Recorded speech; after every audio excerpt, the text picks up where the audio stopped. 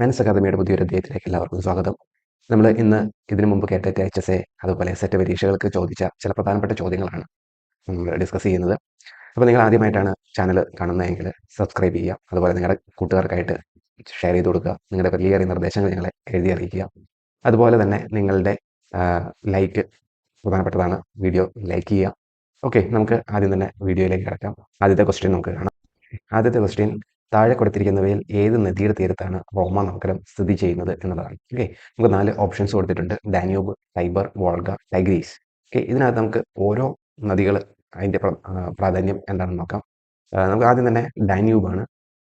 നമുക്കറിയാം ഡാന്യൂബ് എന്ന് പറയുന്നത് യൂറോപ്പിലെ ഏറ്റവും വലിയ നദികളിൽ രണ്ടാമത്തേതാണ്. യൂറോപ്പിലെ ഏറ്റവും വലിയ നദി എന്ന് പറയുന്നത് വോൾഗയാണ്. അതിനുശേഷം ഏറ്റവും നീളം കൂടിയ നദിയാണ് ഡാന്യൂബ് എന്ന് പറയുന്നത്. ഇതിൻ്റെ ഏകദേശം നീളം 2860 കിലോമീറ്റർ ആണ്. അതുപോലെ തന്നെ ഇത് പ്രധാനമായിട്ടും Germany, Austria, Hungary, Romania, Ukraine മുതലായ 10 രാജ്യങ്ങളിലൂടെയാണ് ഇത് ഒഴുകുന്നത്. അതുപോലെ തന്നെ ഡാന്യൂബിൻ്റെ തീരത്താണ് പ്രധാനപ്പെട്ട നഗരങ്ങളായ വിയന്ന, ബുഡാപെസ്റ്റ്, ബെൽഗ്രേഡ് മുതലായ പട്ടണങ്ങളുള്ളത്. ഓക്കെ, അതുപോലെ അടുത്തത് നമുക്ക് നോക്കാം. ടൈബർ ആണ്. ടൈബർ എന്ന് പറയുന്നത് ഇറ്റലിയിലെ ഏറ്റവും വലിയ മൂന്നാമത്തെ ലോങ്ങസ്റ്റ് റിവർ ആണ് ഇറ്റലിയിലെ. അതുപോലെ തന്നെ റോമ നഗരം സ്ഥിതി ചെയ്യുന്നത് ടൈബറിന്റെ തീരത്താണ്. അതുപോലെ തന്നെ ഇറ്റലിയിലെ പ്രധാനപ്പെട്ട ഒരു യാത്രാമാർഗം, അതായത് ജലഗതാഗത മാർഗം എന്ന് പറയുന്നത് ടൈബർ നദിയാണ്. ഓക്കെ, അപ്പോൾ നമ്മുടെ ചോദ്യത്തിന്റെ ഉത്തരം ടൈബർ ആണ്. ഓക്കെ, അപ്പം നമുക്ക് അടുത്ത ഓപ്ഷൻ കൂടി നോക്കാം. വോൾഗ എന്ന് പറയുന്നത് ആദ്യമേ ഞാൻ പറഞ്ഞിരുന്നു യൂറോപ്പിലെ ഏറ്റവും നീളം കൂടിയ നദിയാണ്. 3692 കിലോമീറ്റർ ആണ് ഇതിന്റെ നീളം. ഇത് പ്രധാനമായിട്ടും റഷ്യയിലൂടെയാണ് ഒഴുകുന്നത്. റഷ്യയിൽ പ്രധാനമായിട്ടും മോസ്കോ എന്ന് പറയുന്ന പട്ടണം വോൾഗയുടെ തീരത്താണ്. ഓക്കെ, അടുത്തത് ടൈഗ്രീസ് ആണ്. നമുക്കറിയാം ഏഷ്യയിലൂടെ ഒഴുകുന്ന ഏഷ്യയിലൂടെ ഒഴുകുന്ന ഏക നദിയാണ് ടൈഗ്രീസ് എന്ന് പറയുന്നത്. ഏഷ്യയിലെ ടർക്കിയാണ് ഇതിന്റെ ഉത്ഭവം. ഏകദേശം 1900 കിലോമീറ്റർ ആണ് ഇതിന്റെ നീളം എന്ന് പറയുന്നത്. സിറിയ, അറേബ്യ മുതലായ രാജ്യങ്ങളിലൂടെയാണ് ഇത് ഒഴുകുന്നത്. അതുപോലെ പ്രധാനപ്പെട്ട പട്ടണങ്ങൾ മൊസൂള്, ബാഗ്ദാദ് എന്നിവയാണ്. നമുക്കറിയാം, നമ്മൾ ചരിത്രത്തിൽ പഠിക്കുന്ന മെസോപ്പൊട്ടോമിയൻ സിവിലൈസേഷൻ ഉത്ഭവിക്കുന്നത് ടൈഗ്രീസിന്റെയും യൂഫ്രട്ടീസ് നദികളുടെയും തീരത്തായിട്ടാണ്. ഓക്കെ, അപ്പോൾ ഇത്രയുമാണ് നമുക്ക് ഒന്നാമത്തെ ചോദ്യം. അപ്പം ഇതിനകത്ത് ടൈബറിന്റെ തീരത്താണ് റോമ നഗരം സ്ഥിതി ചെയ്യുന്നത്. അപ്പം ഓപ്ഷൻ ബി ആണ് ഇതിന്റെ ഉത്തരം എന്ന് പറയുന്നത്. ഓക്കെ, നമുക്ക് രണ്ടാമത്തെ ചോദ്യം കാണാം. പട്ടണം ഉദ്ഖനനം നടക്കുന്ന ജില്ല. നമുക്കറിയാം കേരളത്തിലാണ് പട്ടണം ഉദ്ഖനനം എന്ന് പറയുന്ന ഒരു ആർക്കിയോളജിക്കൽ എക്സ്കവേഷൻ നടക്കുന്നത്. അപ്പോൾ അത് നടക്കുന്ന ജില്ല എവിടെയാണെന്നാണ് ചോദ്യം. എറണാകുളം, ഇടുക്കി, വയനാട്, മലപ്പുറം. ഇതിനകത്ത് നമുക്കറിയാം എറണാകുളമാണ് അതിന്റെ ശരിയായ ഉത്തരം എന്ന് പറയുന്നത്. എറണാകുളത്ത് വടക്കൻ പറവൂരിനും തൃശ്ശൂരിനും ഇടയിലുള്ള ഒരു സ്ഥലമാണ് പട്ടണം എന്ന് പറയുന്നത്. ഓക്കെ, അപ്പം ഈ സ്ഥലത്തിന്റെ പ്രത്യേകത എന്ന് പറഞ്ഞാൽ നമ്മൾ പുരാതന അല്ലെങ്കിൽ ആദ്യകാല ചരിത്രത്തിൽ പ്രത്യേകിച്ച് സംഘകൃതികളിലൊക്കെ മുസിരിസ് എന്ന് പറയുന്ന ഒരു പട്ടണം സ്ഥിതി ചെയ്തിരുന്നു എന്ന് പറയപ്പെടുന്ന ഒരു പ്രദേശമാണ് ഈ പട്ടണം എന്ന് പറയുന്നത്. അപ്പം മുസിരിസ് ഫോർട്ട് അതിന്റെ കണ്ടുപിടുത്തം ഇതിലേക്ക് വഴി നയിക്കുന്ന ഒരു പ്രധാനപ്പെട്ട ഉത്ഖനനമാണ് പട്ടണം ഉത്ഖനനം എന്ന് പറയുന്നത്. അപ്പോൾ നമുക്ക് അതിന്റെ കൃത്യമായിട്ടുള്ള എവിഡൻസസ് കിട്ടിയിട്ടില്ലെങ്കിലും പോർട്ടുമായിട്ട് ബന്ധപ്പെട്ട ചില എവിഡൻസസ്, ചില ബോട്ട് അടുപ്പിക്കുന്നതിനും അത് കെട്ടിയിടുന്നതിനുള്ള ചെറിയ ബോട്ടുകളും ഒക്കെ അവിടെ നിന്ന് കിട്ടിയിട്ടുണ്ട്. അതുപോലെ തന്നെ ഇതിന്റെ മറ്റൊരു പ്രത്യേകത എന്ന് പറയുന്നത് റോമൻ സെറ്റിൽമെന്റിന് സാധ്യതയുണ്ട് എന്നുള്ളതാണ്. അതായത് റോമൻ സെറ്റിൽമെന്റ് ആയിരുന്നു ഈ പട്ടണം എന്നതിന് ചില തെളിവുകൾ നമുക്ക് ലഭിച്ചിട്ടുണ്ട്. അതായത് ഏകദേശം 2000 വർഷം മുമ്പ് റോമൻ സെറ്റിൽമെന്റ് ആയിരുന്നു ഈ പ്രദേശം എന്നതിന് ചില തെളിവുകൾ നമുക്ക് ലഭിച്ചിട്ടുണ്ട്. അതുമായിട്ട് ബന്ധപ്പെട്ട ചില പോയിന്റ്സ്, അതുപോലെ ചില വെസൽസ്, ഓർണമെന്റ്സ്, അങ്ങനെയുള്ള സംഭവങ്ങളൊക്കെ നമുക്ക് പട്ടണം ഉത്ഖനനത്തിൽ നിന്ന് ലഭിച്ചിട്ടുണ്ട്. ഓക്കെ, അപ്പം ഇതാണ് പട്ടണം ഉത്ഖനനത്തിന്റെ പ്രത്യേകത എന്ന് പറയുന്നത്. അപ്പോൾ കേരളത്തിലെ എറണാകുളം ജില്ലയിലാണ് പട്ടണം ഉത്ഖനനം നടക്കുന്നത്. ഓക്കെ, ഇനി മൂന്നാമത്തത് നമുക്ക് കാണാം. സിമ എന്നറിയപ്പെടുന്ന ഭൂമിയുടെ ഭാഗം ഏതാണ്? നമ്മൾ ജോഗ്രഫി പഠിക്കുമ്പോൾ അതിനകത്ത് പഠിക്കുന്നതാണ്. നമ്മൾ ഭൂമിയുടെ 3 ലെയേഴ്സിനെ കുറിച്ച് നമ്മൾ പഠിക്കുന്നതാണ്. അത് കോറ്, മാൻഡിൽ, ക്രസ്റ്റ്. ഇതിനെക്കുറിച്ച് മൂന്നിനെക്കുറിച്ച് നമ്മൾ പഠിക്കുന്ന ഒന്നാണ് സിമയും സിയാലും. അപ്പൊ ഇതിനകത്ത് സിമ എന്നറിയപ്പെടുന്ന ഭാഗം ഏതാണ്? വൻകരയാണോ, മാൻഡിലാണോ, കടൽത്തറയാണോ, കാമ്പാണോ എന്നതാണ് ചോദ്യം. ഓക്കെ, നമുക്ക് നോക്കാം ഇതിന്റെ ഉത്തരം എന്താണെന്ന്. ഇതിന്റെ ഉത്തരം എന്ന് പറയുന്നത് കടൽത്തറ ഭാഗമാണ്. ഓക്കെ, നമുക്കറിയാം 3 ലെയേഴ്സ് ഉണ്ട്. അതിനകത്ത് 3 ലെയേഴ്സിൽ ഭൂമിയുടെ പുറംതോട് എന്നറിയപ്പെടുന്നത് ക്രസ്റ്റ് ആണ്. ഓക്കെ, അതിനുശേഷം വരുന്നത് മാൻഡിലാണ്. അതിന്റെ ഏറ്റവും ഉള്ളിൽ വരുന്ന ഭാഗം എന്ന് പറയുന്നത് കോറാണ്. ഓക്കെ, ഭൂമിയുടെ ഉൾക്കാമ്പ് എന്ന് പറയുന്നത് കോറാണ്. അതുപോലെ ഉൾക്കാമ്പിനും പുറം തോടിനും ഇടയിലുള്ള ഭാഗമാണ് മാൻഡിൽ എന്ന് പറയുന്നത്. ഭൂമിയുടെ പുറം ഭാഗം, അതായത് നമ്മളൊക്കെ കാണുന്ന ഭൂമിയുടെ ഉപരിതലം, അതിനാണ് ക്രസ്റ്റ് എന്ന് പറയുന്നത്. ഇതിനകത്ത് സിമ എന്നറിയപ്പെടുന്ന ഭാഗം ഉത്തരം നമ്മൾ ഓൾറെഡി ഇവിടെ പറഞ്ഞു, കടൽത്തറയാണ്. ഓക്കെ. ഓക്കെ, എന്താണ് സിമ, സിയാൽ എന്ന് നോക്കാം. നമുക്ക് കോണ്ടിനെന്റൽ ക്രസ്റ്റും അതുപോലെ തന്നെ ഓഷ്യാനിക് ക്രസ്റ്റും ഉണ്ട്. അതായത് ക്രസ്റ്റിനെ രണ്ടായിട്ട് തിരിക്കാം. സമുദ്രവുമായിട്ട് ബന്ധപ്പെടുന്ന ഉപരിതല ഭാഗവും അതുപോലെ കോണ്ടിനെന്റ് മറ്റ് വൻകരയുടെ ഭാഗവുമായിട്ട് വരുന്ന പ്രദേശവുമാണ് കോണ്ടിനെന്റൽ ക്രസ്റ്റും ഓഷ്യാനിക് ക്രസ്റ്റും എന്ന് പറയുന്നത്. അപ്പൊ ഇതിന്റെ അടിയിൽ ഈ ഭാഗം പ്രധാനമായിട്ടും നിർമ്മിതമായിരിക്കുന്നത് സിലിക്കയും അലൂമിനിയം കൊണ്ടാണ്. അപ്പൊ അതുകൊണ്ട് ആ ഭാഗത്തെ സിയാൽ എന്ന് പറയുന്നു. അതായത് സിലിക്കയുടെ SIയും അലൂമിനിയയുടെ ALഉം, അങ്ങനെയാണ് ഇതിനെ സിയാൽ എന്ന് പറയുന്നത്. അപ്പൊ അതിന്റെ താഴെ വരുന്ന ഭാഗം, അപ്പൊ അതിനെ നമുക്ക് കടൽത്തറ എന്ന് പറയാം. അപ്പം കടൽത്തറയുടെ ഭാഗമാണ് സിമ എന്ന് പറയുന്നത്. അതായത് ഇതിനെ ഇവിടെ ഉൾക്കൊണ്ടിരിക്കുന്ന മൂലകങ്ങൾ എന്ന് പറയുന്നത് സിലിക്കയും മഗ്നീഷ്യവുമാണ്. അതുകൊണ്ടാണ് അതിനെ സിമ എന്ന് പറയുന്നത്. ഓക്കെ. അപ്പം ഇതിന്റെ ശരിയായ ഉത്തരം എന്ന് പറയുന്നത് കടൽത്തറയാണ്. ഓക്കെ, ഇനി നമുക്ക് 4ാമത്തെ ചോദ്യം നോക്കാം. ആനന്ദ മഹാസഭയുടെ സ്ഥാപകൻ ആരാണ് എന്നതാണ്. ഓക്കെ, ഈ ചോദ്യത്തിന്റെ ഓപ്ഷൻസ് ശ്രീനാരായണ ഗുരു, ബ്രഹ്മാനന്ദ ശിവയോഗി, ചട്ടമ്പി സ്വാമികള്, വാഗ്ഭടാനന്ദൻ. ഓക്കെ, നമ്മൾ ഈ ചോദ്യത്തിന്റെ ഉത്തരം, അതായത് ഇതിനു മുമ്പ് ഒരു വീഡിയോയിൽ നമ്മൾ കേരള ചരിത്രത്തിലെ നവോത്ഥാന നായകന്മാരെ കുറിച്ചുള്ള ഒരു വീഡിയോ ചെയ്തിട്ടുണ്ട്. ആ വീഡിയോയിൽ ഇതിന്റെ ഡെപ്ത് ആയിട്ട് നമ്മൾ പറഞ്ഞിട്ടുണ്ട്. ഓക്കെ, നമുക്ക് എന്നാലും നോക്കാം. ശ്രീനാരായണ ഗുരു സ്ഥാപിച്ച സംഘടന എന്ന് പറയുന്നത് SNDP ആണ്, ശ്രീനാരായണ ധർമ്മ പരിപാലന സംഘം. പിന്നീടുള്ളത് ശിവയോഗിയാണ്. ശിവയോഗി സ്ഥാപിച്ച സംഘടനയുടെ പേരാണ് ആനന്ദ മഹാസഭ. നമുക്കറിയാം, ആനന്ദമതം എന്ന് പറയുന്ന ഒരു മതം സ്ഥാപിച്ചു ബ്രഹ്മാനന്ദ ശിവയോഗി.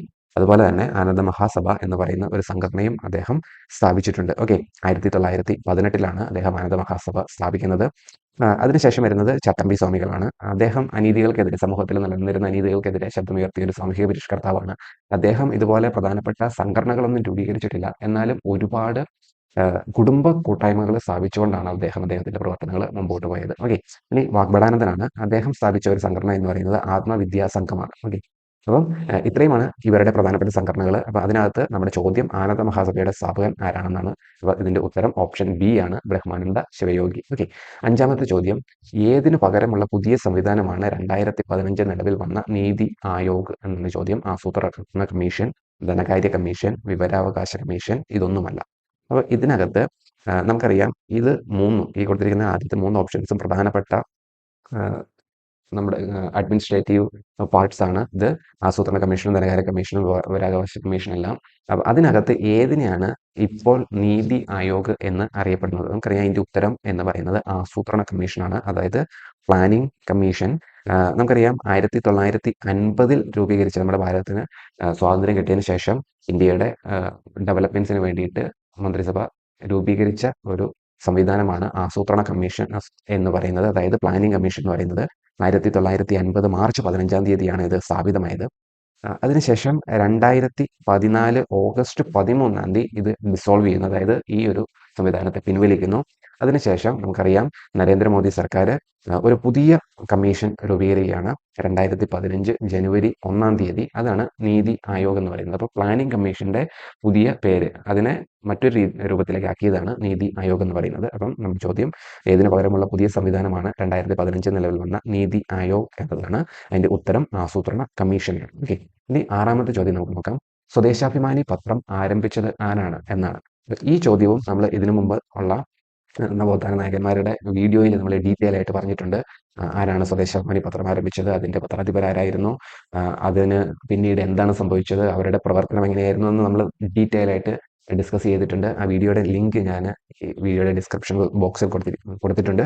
നിങ്ങൾക്ക് കാണാത്തവർക്ക് അത് കാണാവുന്നതാണ്. ഓക്കെ, നമുക്ക് നോക്കാം. ഓപ്ഷൻസ്: CP ഗോവിന്ദപിള്ള, വക്കം അബ്ദുൽ ഖാദർ മൗലവി, K രാമകൃഷ്ണപിള്ള, മുഹമ്മദ് അബ്ദുൾ റഹിമാൻ. ഓക്കെ, ഈ ഓപ്ഷൻസിൽ ആദ്യത്തെ 3 ഓപ്ഷൻസും ഈ സ്വദേശാഭിമാനി പത്രവുമായിട്ട് ഏറ്റവും അടുത്ത് ബന്ധപ്പെട്ട് കിടക്കുന്ന 3 പേരാണ്. ഓക്കെ, ആരൊക്കെ ആണ്, അവരുടെ പ്രാധാന്യം എന്താണ് എന്ന് നമുക്ക് നോക്കാം. ആദ്യത്തേത് CP ഗോവിന്ദപിള്ളയാണ്. അദ്ദേഹമായിരുന്നു സ്വദേശാഭിമാനി പത്രത്തിന്റെ ആദ്യത്തെ പത്രാധിപർ എന്ന് പറയുന്നത്. ഓക്കെ, അടുത്തത് വക്കം അബ്ദുൽ ഖാദർ മൗലവിയാണ്. 1905 ജനുവരി 19-ാം തീയതി സ്വദേശാഭിമാനി പത്രം ആരംഭിച്ചത് വക്കം അബ്ദുൽ ഖാദർ മൗലവിയാണ്. അത് അഞ്ചുതെങ്ങായിരുന്നു ആദ്യം ഈ പത്രം ആരംഭിച്ചത്. തൊട്ടടുത്ത വർഷം 1906 K രാമകൃഷ്ണപിള്ള ഈ പത്രത്തിന്റെ പത്രാധിപരായിട്ട് നിയമിതനായി. അതിനുശേഷം ഈ പത്രത്തിന്റെ ഹെഡ്ക്വാർട്ടേഴ്സ് അഞ്ചുതെങ്ങിൽ നിന്നും തിരുവനന്തപുരത്തേക്ക് മാറ്റുന്നു. കാരണം രാമകൃഷ്ണപിള്ളയുടെ എളുപ്പത്തിന് വേണ്ടി, അദ്ദേഹത്തിന് വരാനും പോകാനൊക്കെ എളുപ്പത്തിന് വേണ്ടി ഇതിന്റെ ഹെഡ് ഓഫീസ് അഞ്ചുതെങ്ങിൽ നിന്നും തിരുവനന്തപുരത്തേക്ക് മാറ്റുന്നു. നമുക്കറിയാം കെ രാമകൃഷ്ണപിള്ളയെ സ്വദേശാഭിമാനി രാമകൃഷ്ണപിള്ള എന്നറിയപ്പെടുന്നത്. കാരണം ഈ സ്വദേശാഭിമാനിയിലൂടെ നവോത്ഥാനത്തിന് വേണ്ടിയിട്ടും അതുപോലെ സ്വാതന്ത്ര്യത്തിന് വേണ്ടിയിട്ടും ശക്തമായിട്ട് ശബ്ദമുയർത്തിയ ഒരു പത്രാധിപരായിരുന്നു രാമകൃഷ്ണപിള്ള എന്ന് പറയുന്നത്. അദ്ദേഹമായിരുന്നു ഇതിന്റെ ഏറ്റവും പ്രധാനപ്പെട്ട പത്രാധിപര്. അതുകൊണ്ടാണ് അദ്ദേഹത്തെ സ്വദേശാഭിമാനി രാമകൃഷ്ണപിള്ള എന്നറിയപ്പെടുന്നത്. അതിനുശേഷം നമുക്കറിയാം തിരുവിതാംകൂർ രാജകുടുംബത്തിനെതിരെ അവരുടെ ഭരണ രീതികൾക്കെതിരെ ശക്തമായിട്ട് ശബ്ദമുയർത്തിയ ഒരു പത്രം ആയിരുന്നു സ്വദേശാഭിമാനി എന്നുള്ളത്. അതുകൊണ്ട് തന്നെ 1910 സെപ്റ്റംബർ 26 ഈ പത്രം സർക്കാർ കണ്ടുകെട്ടി. അതോടൊപ്പം തന്നെ രാമകൃഷ്ണപിള്ളയെ നാട് കടത്തുകയും ചെയ്തു. അപ്പം പത്രത്തിനെതിരെ ശക്തമായ നിലപാടാണ് സർക്കാർ സ്വീകരിച്ചത്.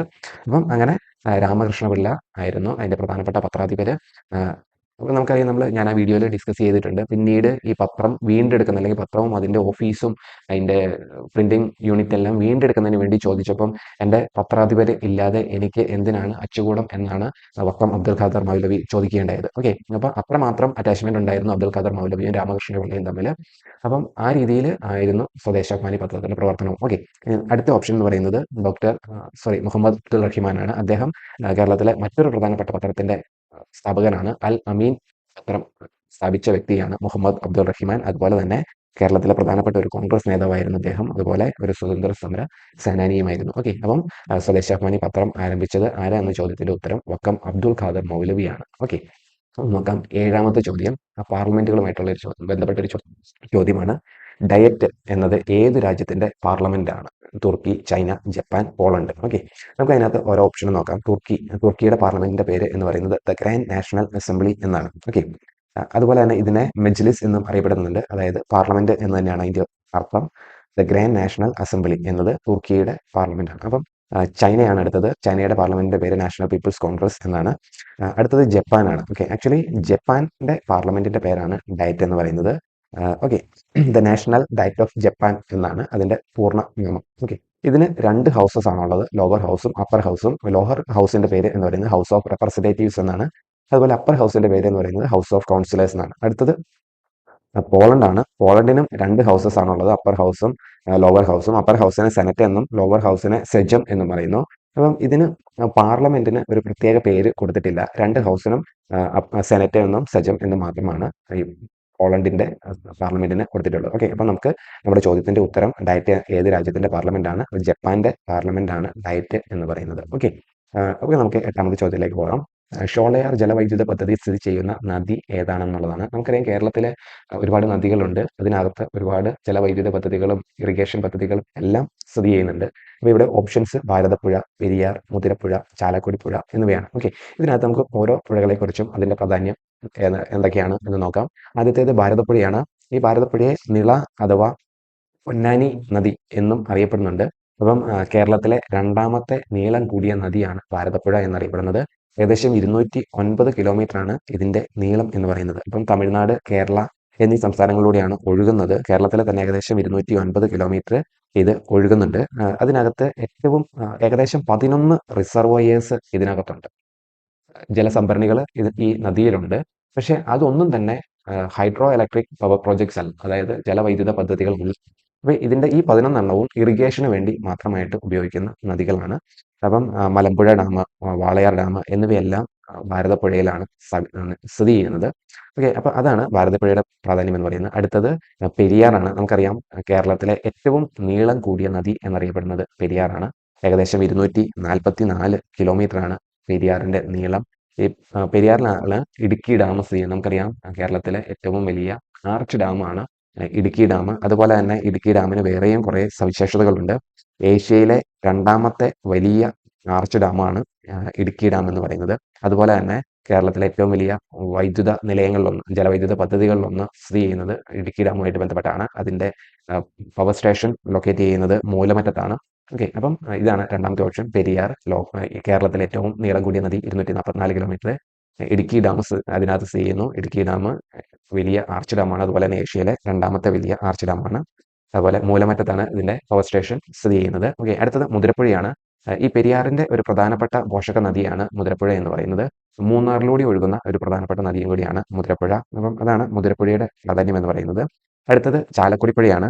ശരിക്കും പറഞ്ഞു കഴിഞ്ഞാൽ ചാലക്കുടി പുഴ എന്ന് പറയുന്നത് ഈ പെരിയാറിന്റെ ഒരു പോഷക നദിയായിട്ടാണ് കണക്കാക്കുന്നത്. പക്ഷേ ഈ ചാലക്കുടി പുഴയെ നമ്മളൊരു പ്രത്യേക ഒരു സെപ്പറേറ്റ് നദിയായിട്ട് തന്നെ നമ്മൾ അല്ലെങ്കിൽ കേരള സർക്കാർ അതിനെ കണക്കാക്കുന്നുണ്ട്. ഓക്കെ. അപ്പം കേരളത്തിലെ 5ാമത്തെ നീളം കൂടിയ നദി എന്നാണ് ചാലക്കുടി പുഴയെ അറിയപ്പെടുന്നത്. ഏകദേശം 145.5 കിലോമീറ്റർ ആണ് ചാലക്കുടി പുഴയുടെ നീളം എന്ന് പറയുന്നത്. അതുപോലെ തന്നെ ഇതിനകത്തും ഒരുപാട് ജലസംഭരണികൾ ഉണ്ട്. അതിൽ ഏറ്റവും പ്രധാനപ്പെട്ട ഒന്നാണ് ഷോളയാർ ഡാം. അപ്പോൾ ഈ ഷോളയാർ ഡാമിലാണ് ഷോളയാർ ജലവൈദ്യുത പദ്ധതി സ്ഥിതി ചെയ്യുന്നത്. അത് തൃശ്ശൂർ ജില്ലയിലെ മലക്കപ്പാറ എന്ന സ്ഥലത്താണ് ഇത് സ്ഥിതി ചെയ്യുന്നത്. ഓക്കെ. അപ്പൊ നമ്മുടെ ചോദ്യത്തിന്റെ ഉത്തരം ഷോളയാർ ജലവൈദ്യുത പദ്ധതി സ്ഥിതി ചെയ്യുന്ന നദി എന്നത് ഇതിന്റെ ഓപ്ഷൻ ഡി ആണ് ശരിയായ ഉത്തരം. ചാലക്കുടി പുഴയാണ് ശരിയായ ഉത്തരം. 5ാമത്തെ വലിയ നദിയാണ് കേരളത്തിലെ. 145 കിലോമീറ്റർ ആണ് നീളം. മലക്കപ്പാറ എന്ന സ്ഥലത്ത്, തൃശ്ശൂർ ജില്ലയിലെ മലക്കപ്പാറ എന്ന സ്ഥലത്താണ് ഈ ഷോളയാർ ജലവൈദ്യുത പദ്ധതി സ്ഥിതി ചെയ്യുന്നത്. ഓക്കെ. ഇനി നമുക്ക് നോക്കാം അടുത്ത ചോദ്യം.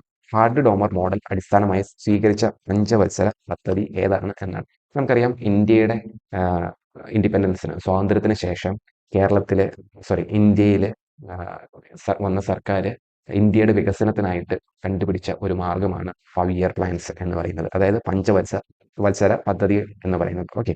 അപ്പം ഓരോ 5 വർഷം കൂടുമ്പോഴും ഈ അടുത്ത 5 വർഷത്തേക്ക് കുറെ പ്ലാൻസ് അവർ പദ്ധതികൾ മുൻകൂട്ടി പ്ലാൻ ചെയ്ത് അത് നടപ്പിലാക്കുക എന്നതാണ് ഇതിന്റെ ഉദ്ദേശം എന്ന് പറയുന്നത്. അപ്പം അതിന് ചില പഞ്ചവത്സര പദ്ധതികൾ അവർ ചില പ്രത്യേക അജണ്ടകളോടുകൂടി ചില പ്രത്യേക പദ്ധതികൾ, ചില പ്ലാൻ മോഡൽ അടിസ്ഥാനമാക്കിയാണ് അതിൽ ഏറ്റവും പ്രധാനപ്പെട്ട ഒന്നാണ് ഹാർഡ് ഡോമർ, അതുപോലെ മെഹലനോവിസ് എന്നിവയൊക്കെ. ഓക്കെ. അതിനകത്ത് ഹാർഡ് ഡോമർ മോഡൽ അടിസ്ഥാനമായി സ്വീകരിച്ച പഞ്ചവത്സര പദ്ധതി ഏതാണെന്നാണ് ചോദ്യം. നമുക്ക് ആദ്യം നോക്കാം. ഒന്നാമത്തെ ഓപ്ഷൻ എന്ന് പറയുന്നത് ഒന്നാമത്തെ പഞ്ചവത്സര പദ്ധതിയാണ്. 1951 ജവഹർലാൽ നെഹ്റുവിന്റെ നേതൃത്വത്തിൽ തുടങ്ങിയ പഞ്ചവത്സര പദ്ധതിയാണ് ഒന്നാമത്തെ പഞ്ചവത്സര പദ്ധതി. 1951 മുതൽ 56 വരെയായിരുന്നു അതിന്റെ കാലാവധി. പ്രധാനമായിട്ടും പ്രൈമറി സെക്ടറിന്റെ ഡെവലപ്മെന്റ് ആയിരുന്നു ഇതിന്റെ ഉദ്ദേശം എന്ന് പറയുന്നത്. ഓക്കെ. അതായത് പ്രൈമറി സെക്ടർ എന്ന് പറഞ്ഞാൽ നമുക്കറിയാം കാർഷിക മേഖലയുമായിട്ട് ബന്ധപ്പെട്ട ഏരിയ, അതിനാണ് പ്രൈമറി സെക്ടർ എന്ന് പറയുന്നത്. അപ്പം നമുക്കറിയാം 3 സെക്ടേഴ്സ് ആണല്ലോ: പ്രൈമറി, സെക്കൻഡറി, ടേർഷറി. പ്രൈമറി എന്ന് പറഞ്ഞാൽ ഉൽപാദനവുമായിട്ട് ബന്ധപ്പെട്ട, അതായത് കാർഷിക മേഖല, അതുപോലെ മൈനിങ്. ഓക്കെ. അതുപോലെ സെക്കൻഡറി സെക്ടർ എന്ന് പറഞ്ഞാൽ പ്രൊഡക്ഷൻ ആണ്, ഇൻഡസ്ട്രീസ്. അതുപോലെ ടേർഷറി സെക്ടർ എന്ന് പറഞ്ഞാൽ സർവീസ് സെക്ടർ ആണ്. അപ്പൊ അതിനകത്ത് പ്രൈമറി സെക്ടറിന്റെ ഡെവലപ്മെന്റ് ആയിരുന്നു പ്രധാന ഉദ്ദേശം ഒന്നാം പഞ്ചവത്സര പദ്ധതിയുടെ. അപ്പം ഈ ഒന്നാം പഞ്ചവത്സര പദ്ധതിയാണ് ഹാർഡ് ഡോമർ മോഡൽ അടിസ്ഥാനമായിട്ട് സ്വീകരിച്ച പഞ്ചവത്സര പദ്ധതി എന്ന് പറയുന്നത്. ഓക്കെ. ഇനി നമുക്ക് അടുത്ത ഓപ്ഷൻസ് കൂടി നോക്കാം. 5ാമത്തെ പഞ്ചവത്സര പദ്ധതി 1974 മുതൽ 78 വരെ ഉള്ള കാലയളവിൽ സ്വീകരിച്ച പഞ്ചവത്സര പദ്ധതിയാണ് 5ാമത്തെ പഞ്ചവത്സര പദ്ധതി. അതിന്റെ പ്രധാനപ്പെട്ട ഉദ്ദേശങ്ങൾ എന്ന് പറയുന്നത് എംപ്ലോയ്മെന്റ്, അതായത് ഇന്ത്യയിലെ എംപ്ലോയ്മെന്റ്, അതായത് തൊഴിൽ മേഖല മെച്ചപ്പെടുത്തുക.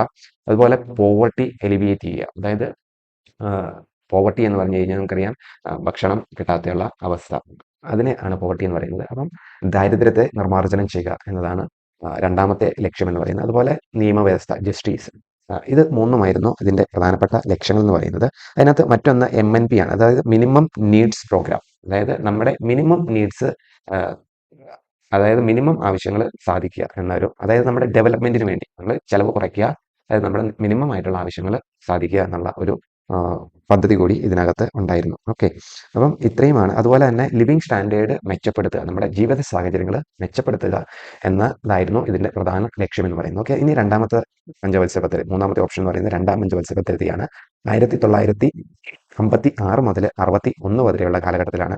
അതിന്റെ പ്രധാന ഉദ്ദേശം എന്ന് പറയുന്നത് പബ്ലിക് സെക്ടർ മെച്ചപ്പെടുത്തുക എന്നാണ്. അതായത് പബ്ലിക് സെക്ടർ എന്ന് പറഞ്ഞു കഴിഞ്ഞാൽ അറിയാം, നമുക്ക് ഗവൺമെന്റ് പ്രൊവൈഡ് ചെയ്യുന്ന ഫെസിലിറ്റീസിനാണ് പബ്ലിക് സെക്ടർ എന്ന് പറയുന്നത്. അതായത് നമുക്കറിയാം transportation, medical facilities, education facilities മുതലായ, അതായത് ഗവൺമെന്റ് സ്കൂളുകൾ, അതുപോലെ government transportation facilities, government education facilities, അതുപോലെ ഫുഡ് ഫെസിലിറ്റീസ്, റേഷൻ ഫെസിലിറ്റീസ്. അപ്പം ഇങ്ങനെയുള്ള ഏരിയാസ് മെച്ചപ്പെടുത്തുക എന്ന ഉദ്ദേശത്തോടു കൂടിയാണ് രണ്ടാം പഞ്ചവത്സര പദ്ധതി തുടങ്ങിയിട്ടുള്ളത്. അതിനകത്ത് മറ്റൊരു പ്രധാനപ്പെട്ട ഇതെന്ന് പറയുന്നത് ഇൻഡസ്ട്രിയലൈസേഷൻ ആണ്. അതായത് ഇൻഡസ്ട്രിയലൈസേഷൻ ബിഗിൻ ചെയ്യുന്നത് ഈ രണ്ടാം പഞ്ചവത്സര പദ്ധതിയിലാണ്. ആദ്യ പഞ്ചവത്സര പദ്ധതിയിൽ പ്രൈമറി സെക്ടറിനായിരുന്നു ഇമ്പോർട്ടൻസ് കൊടുത്തത്. രണ്ടാം പഞ്ചവത്സര പദ്ധതിയിൽ ഇൻഡസ്ട്രിയലൈസേഷനും ഇമ്പോർട്ടൻസ് കൊടുത്തു. അതായത് സെക്കൻഡറി സെക്ടറിനും പബ്ലിക് സെക്ടറിനും കൂടുതൽ ഇമ്പോർട്ടൻസ് കൊടുത്തു. അതുപോലെ തന്നെ രണ്ടാം പഞ്ചവത്സര പദ്ധതിയുടെ മറ്റൊരു പ്രാധാന്യം എന്ന് പറയപ്പെടുന്നത് ഇത് മഹലനോബിസ് മെത്തേഡ് അടിസ്ഥാനമാക്കി സ്വീകരിച്ച ഒരു പഞ്ചവത്സര പദ്ധതിയാണ്. അതായത് ഒരു പ്രധാനപ്പെട്ട സാമ്പത്തിക ശാസ്ത്രജ്ഞനായിരുന്ന പ്രസന്ന ചന്ദ്ര മഹലനോബിസ്, അദ്ദേഹത്തിന്റെ തത്വങ്ങളോട് അടിസ്ഥാനമാക്കിയ ഒരു പഞ്ചവത്സര പദ്ധതിയായിരുന്നു രണ്ടാം പഞ്ചവത്സര പദ്ധതി എന്ന് പറയുന്നത്. ഓക്കെ, അടുത്തത് ആറാം പഞ്ചവത്സര പദ്ധതിയാണ്. 1980 തുടങ്ങി 85 അവസാനിക്കുന്ന ഒരു പഞ്ചവത്സര പദ്ധതി.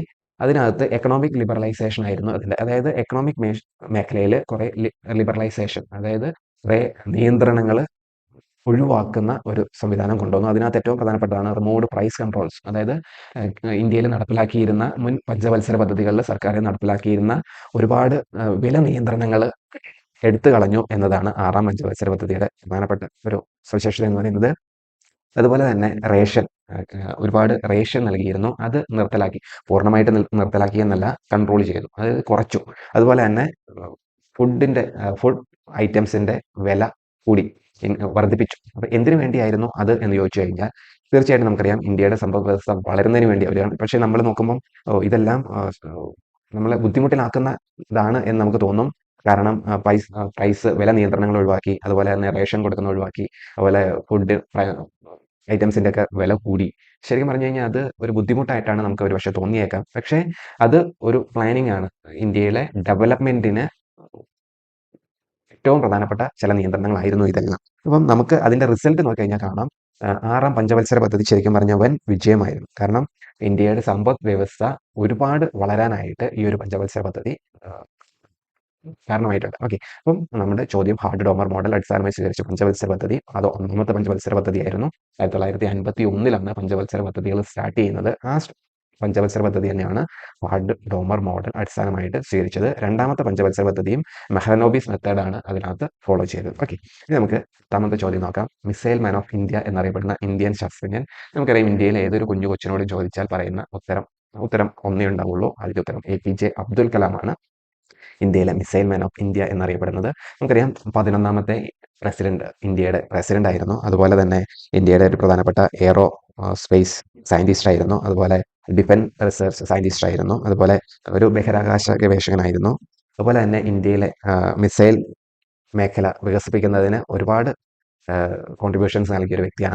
അതുകൊണ്ട് തന്നെയാണ് അദ്ദേഹത്തെ മിസൈൽ മാൻ ഓഫ് ഇന്ത്യ എന്നറിയപ്പെടുന്നത്. അതുപോലെ തന്നെ ഇന്ത്യയിലെ ബാലിസ്റ്റിക് മിസൈൽ മേഖലയിൽ വലിയ കുതിച്ചുചാട്ടം നടത്താനായിട്ട് അദ്ദേഹത്തിന്റെ കണ്ടുപിടുത്തങ്ങളും അദ്ദേഹത്തിന്റെ പ്രവർത്തനങ്ങളും കാരണമായിട്ടുണ്ട്. അതുകൊണ്ട് തന്നെയാണ് അദ്ദേഹത്തെ മിസൈൽ മാൻ ഓഫ് ഇന്ത്യ എന്നറിയപ്പെടുന്നത്. ഓക്കെ, നമുക്ക് മറ്റു ഓപ്ഷൻസും കൂടി ഒന്ന് നോക്കാം. CV രാമനാണ് ഓപ്ഷൻ എ. അതെ, നമുക്കറിയാം CV രാമൻ നമുക്ക് ഇന്ത്യയിൽ ഏറ്റവും പ്രധാനപ്പെട്ട ഒരു വ്യക്തിയാണ്. ഫിസിക്സുമായിട്ട് ബന്ധപ്പെട്ട ഏറ്റവും പ്രധാനപ്പെട്ട ഒരു വ്യക്തിയാണ് രാമൻ. അദ്ദേഹത്തിന്റെ കണ്ടുപിടുത്തം അറിയപ്പെടുന്നത് രാമൻ എഫക്റ്റ് എന്നാണ്. ആ കണ്ടുപിടുത്തത്തിന്റെ വെളിച്ചത്തിൽ ഫിസിക്സിൽ അദ്ദേഹത്തിന് നോബൽ പ്രൈസ് 1930 ലഭിക്കേണ്ടത്. അപ്പം ഇന്ത്യയിൽ നിന്നും ഫിസിക്സിൽ നോബൽ പ്രൈസ് നേടുന്ന ആദ്യത്തെ വ്യക്തിയാണ് CV രാമൻ എന്ന് പറയുന്നത്. ഓക്കെ, അടുത്തത് രാജ രാമണ്ണയും ഹോമി ജെ ഭാഭയുമാണ്. ഇവർ രണ്ടുപേരും ഒരുമിച്ച് ജോലി ചെയ്യുന്നവരാണ്. അതായത് ഇന്ത്യൻ ഫിസിക്സ് ആണ് ഹോമി ജെ ഭാഭയും രാജ രാമണ്ണയും. അവരുടെ ഏറ്റവും പ്രധാനപ്പെട്ട പ്രത്യേകത എന്ന് പറയുന്നത് ഇവർ രണ്ടും കൂടി ചേർന്നിട്ടാണ് ഇന്ത്യയിലെ ഏറ്റവും പ്രധാനപ്പെട്ട അറ്റോമിക് എക്സ്പെരിമെന്റ്സ് എല്ലാം നടത്തിയിട്ടുള്ളത്. അതിനകത്ത് ആണവ പദ്ധതികൾ നടപ്പിലാക്കിയിട്ടുള്ളത്. അതിൽ ഏറ്റവും പ്രധാനപ്പെട്ട ആണവ പദ്ധതിയായിരുന്നു അതിനറിയപ്പെട്ടിരുന്നത് ഓപ്പറേഷൻ സ്മൈലിംഗ് ബുദ്ധ എന്നാണ് അറിയപ്പെടുന്നത്. ഓക്കെ, ഈ ഓപ്പറേഷൻ സ്മൈലിംഗ് ബുദ്ധയുടെ മാസ്റ്റർ ബ്രെയിൻസ് എന്ന് പറയുന്നത് ഹോമി ജെ ഭാഭയും രാജ രാമണ്ണയുമാണ്. ഓക്കെ, അതിനകത്ത് ഹോമി ജെ ഭാഭ എന്ന് പറയുന്നത് അദ്ദേഹം ഇന്ത്യൻ ന്യൂക്ലിയർ സയന്റിസ്റ്റ് ആയിരുന്നു. അദ്ദേഹത്തെ father of Indian nuclear programme എന്നാണ് അറിയപ്പെടുന്നത്. അപ്പൊ ഇന്ത്യൻ ന്യൂക്ലിയർ പ്രോഗ്രാമിന്റെ ഏറ്റവും പ്രധാനപ്പെട്ട ഒരു സയന്റിസ്റ്റ്, ഒരു ഉപജ്ഞാതാവ് എന്ന് പറയുന്നത് ഹോമി ജെ ഭാഭയാണ്. അതുകൊണ്ട് തന്നെയാണ് അദ്ദേഹത്തെ father of Indian nuclear programme എന്നറിയപ്പെടുന്നത്. ഓക്കെ, അപ്പോൾ ഇത്രയുമാണ് നമ്മൾ ഇന്ന് ഡിസ്കസ് ചെയ്യുന്നത്. ഇന്ന് സോഷ്യൽ സയൻസിൽ നമ്മൾ ജിയോഗ്രഫിയിൽ നിന്നും പൊളിറ്റിക്സിൽ നിന്നും അതുപോലെ ഹിസ്റ്ററിയിൽ നിന്നൊക്കെ ആയിട്ട് പ്രധാനപ്പെട്ട 10 ചോദ്യങ്ങൾ നമ്മൾ ഡിസ്കസ് ചെയ്തു. തീർച്ചയായിട്ടും ഈ ചോദ്യങ്ങൾ നിങ്ങൾക്ക് സോഷ്യൽ സയൻസുമായിട്ട് ബന്ധപ്പെട്ട ഏത് എക്സാമിനും ഉപകാരപ്പെടുന്നതാണ് എന്ന് എനിക്ക് ഉറപ്പുണ്ട്. കാരണം അത്രയ്ക്ക് പ്രധാനപ്പെട്ട ചോദ്യങ്ങളാണ് നമ്മൾ ഡിസ്കസ് ചെയ്തത്. അപ്പോൾ ആ ചോദ്യങ്ങൾ അതിൻ്റെ ഉത്തരവ് മാത്രമല്ല ഡിസ്കസ് ചെയ്ത് അതിൻ്റെ ഓപ്ഷൻസ് എല്ലാം നമ്മൾ ഡീറ്റെയിൽ ആയിട്ട് ഡിസ്കസ് ചെയ്തു. അപ്പം നമുക്ക് ഈ 10 ചോദ്യങ്ങളിൽ നിന്ന് തന്നെ ഏറ്റവും കുറഞ്ഞത് എനിക്ക് തോന്നുന്നത് ഒരു 25 ചോദ്യങ്ങളുടെ ഉത്തരം അല്ലെങ്കിൽ ഒരു 30 ചോദ്യങ്ങളുടെ ഉത്തരമെങ്കിലും നമുക്ക് പഠിക്കാനായിട്ട് സാധിക്കും. അപ്പോൾ നിങ്ങൾക്ക് വീഡിയോ ഉപകാരപ്പെട്ടു എന്ന് കരുതുന്നു. കേട്ടറ്റ് പരീക്ഷ, LP, UP, അതുപോലെ സെറ്റ് പരീക്ഷ, നെറ്റ് പരീക്ഷയ്ക്കൊക്കെ ഉപകാരപ്പെടുന്ന ചോദ്യങ്ങളാണ്. അപ്പോൾ നിങ്ങൾ പരീക്ഷകർക്കൊക്കെ തയ്യാറെടുക്കുന്നവർ വീഡിയോസ് കാണുക. നിങ്ങളുടെ വിലയേറിയ നിർദ്ദേശങ്ങൾ ഞങ്ങളെ അറിയിക്കുക. നിങ്ങൾ ആദ്യമായിട്ടാണ് ഈ ചാനൽ കാണുന്നതെങ്കിൽ നിങ്ങൾ സബ്സ്ക്രൈബ് ചെയ്യുക. അതുപോലെ നിങ്ങൾ ലൈക്ക് ചെയ്യുക. നിങ്ങളുടെ സംശയങ്ങളോ അതുപോലെ എന്തെങ്കിലും കമൻസ് ഉണ്ടെങ്കിൽ അത് കമൻസ് ആയിട്ട് ഞങ്ങളെ അറിയിക്കുക. ഓക്കെ, നമ്മൾ അടുത്ത വീഡിയോയിൽ കാണും. അതുവരെ എല്ലാവർക്കും നല്ല ദിവസങ്ങൾ ആശംസിക്കുന്നു.